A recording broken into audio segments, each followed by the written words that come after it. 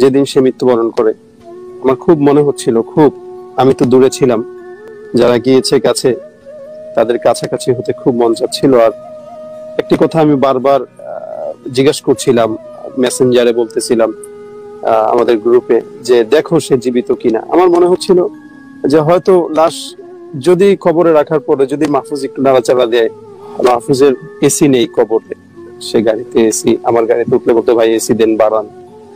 আমি সেদিন ভাবছিলাম মাহফুজ এসি পাবে কোথায়, ফ্যান পাবে কোথায়। মাহফুজ লাশ কবরে রাখছিল, লাইভ দেখছিল, বলতেছিলাম, মনে মনে ভাবছিলাম যে পড়তে হচ্ছে।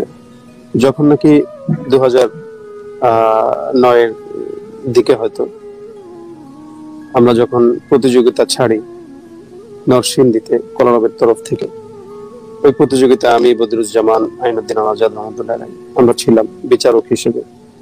ওখান থেকে মাহফুজুল আলমকে আমরা উঠিয়ে নিয়ে আসি। তখন তার হয়তো 11 কি 12 বছর হবে। তখন সে কলরবে আসে, দেখেন 11-12 বছর সে তার মায়ের কাছে ছিল। বাকি তখন থেকে মৃত্যুর আগ পর্যন্ত সে কিন্তু আমাদের কাছে বড় হয়েছে, আমাদের হাতে, আমাদের কোলে, আমাদের আদরে, আমাদের রাগে অভিমানে বড় হয়েছে। এবং তার অসংখ্য গান আমার সুর করা, বদরুজ্জামানের সুর করা। তো অফিসে যখন যেতাম অধিকাংশ সময় সে আমার সাথে ছবি যখন তুলতো একটু মজা করেই বলতো যে আপনি তো ভাইরাল, আপনার সাথে কিছু ছবি তুলে রাখা দরকার। তুমি যে কথাগুলো বলছো আমি অবাক হতাম যে আমাদের ইন্তেকালের পরে সে আমাদের ছবি দিয়ে মানুষকে দেখাবে, ফেসবুকে লিখবে। এটা আসলে একটা কমন কথা, কারণ আমাদের বয়স বেশি, আমরা আগে মারা যাবো, এটাই স্বাভাবিক। সে মাহফুজ যে আমাদের আগে মারা যাবে, মাঝে মাঝে আমি পাগড়ি খুলে রাখতাম, সামনে বসতাম, তো আমার মাথায় হাত দিতে, চুলে হাত দিয়ে এই কথা বলতো যে আপনার চুল তো পেকে যাচ্ছে। আমি বললাম চুল তো পাকবে, বয়স তো অনেক হচ্ছে, 30 পার হয়ে যাচ্ছে, তো চুল পাকবে। এজন্যই আমরা যারা মাদ্রাসায় পড়েছি, মাকামাতে হারিরিতে একটি লাইন আছে, এটা আমাদের জানা, অবিল মাশিবি ইনজারুকা ফামা আযারুক, যে বার্ধক্য, তোমার পাকা চুল তোমাকে সতর্ক করেছে অসংখ্যবার, কিন্তু তুমি, তোমার ওজর কি, ফামা আযার, কি ওজর তোমার। দেখেন আমাদেরকে আমাদের পাকা চুল সতর্ক করে। মাহফুজের মৃত্যু আমাদেরকে সতর্ক করেছে। মাহফুজের মৃত্যু আমাদেরকে বারবার হাতছানি দিয়ে যাচ্ছে যে মাহফুজ যদি মৃত্যুবরণ করতে পারে, তোমাদেরও কিন্তু মরতে হবে। আজকে আমাদের এখানে আমাদের পরিচালক রশিদ আহমদ ফেরদৌস ভাই আছেন, সাহিত্য তারিক ভাই আছেন, ওনারা আমাদের আইনুদ্দিন আজাদ রহমতুল্লাহ থেকে বয়সে বড় ছিলেন, কিন্তু ওনারাও কিন্তু আইনুদ্দিন আজাদের জন্য এরকম শোকাহত হৃদয় নিয়ে স্মৃতিচারণ করেছে। অথচ ওনারা কখনো বুঝতেও পারেন নাই বা চিন্তাও করেন নাই যে ওনাদের আগে আইনুদ্দিনের যেতে হবে। আবার ঠিক এমনই ভাবে আমাদের থেকে মাহফুজ অনেক অনেক ছোট, তাকে নিয়ে আমাদের স্মৃতিচারণ করতে হবে, এটা আমরা কল্পনা করতে পারিনি। সেদিন আমার মনে হচ্ছিল, যেদিন সে মৃত্যুবরণ করে আমার খুব মনে হচ্ছিল, খুব, আমি তো দূরে ছিলাম, যারা গিয়েছে কাছে তাদের কাছাকাছি হতে খুব মন চাচ্ছিল। আর একটি কথা আমি বারবার জিজ্ঞাসা করছিলাম, মেসেঞ্জারে বলতেছিলাম আমাদের গ্রুপে, যে দেখো সে জীবিত কিনা। আমার মনে হচ্ছিল যে হয়তো লাশ যদি কবরে রাখার পরে যদি মাহফুজ একটু নাড়াচাড়া দেয়, সবাই তো রেখে চলে আসবে, ছেলেটা যদি জীবিত থাকে তাহলে কতটা কষ্ট হবে তার, সে তো তখন ওভাবেই মারা যাবে।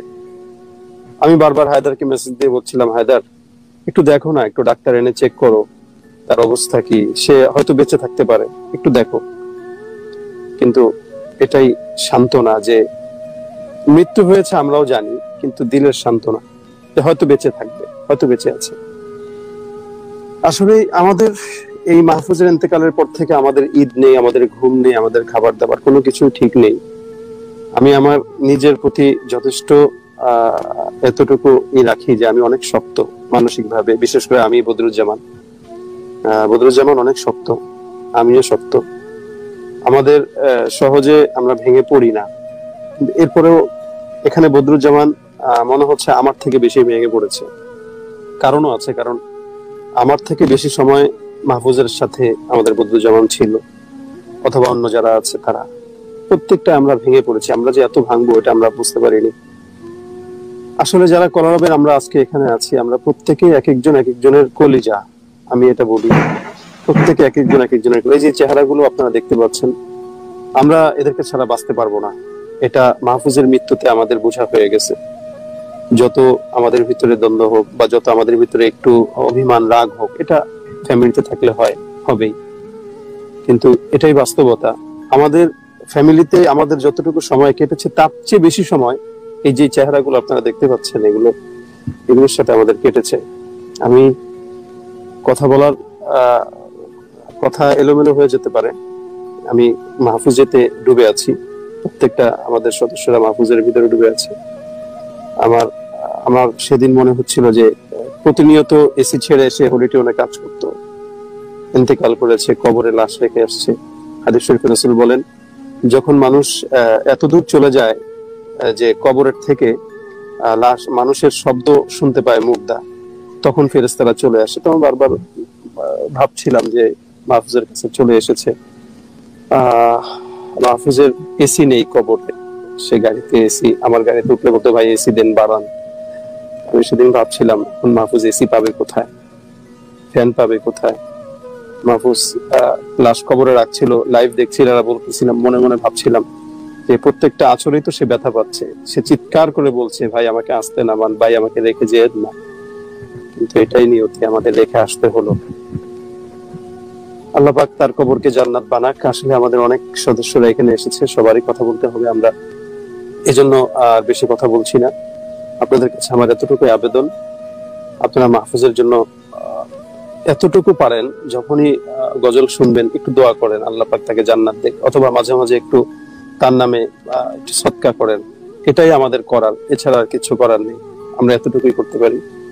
আল্লাহ পাক যেন বাকি আমাদের যে সমস্ত ভাইয়েরা আছে প্রত্যেকের জন্য আমরা দোয়া করি। আল্লাহ পাক আমাদের এই গ্রুপটাকে যেন আল্লাহ পাক অনেক দিন হায়াত দেয়, দীর্ঘ নেক হায়াত দেয়, এবং আমরা যেন ঝগড়া বিবাদ দূরে রেখে, আমরা যেন গলায় গলা রেখে যেন কাজ করতে পারি। এতটুকু দোয়া আপনারা আমাদের জন্য করুন।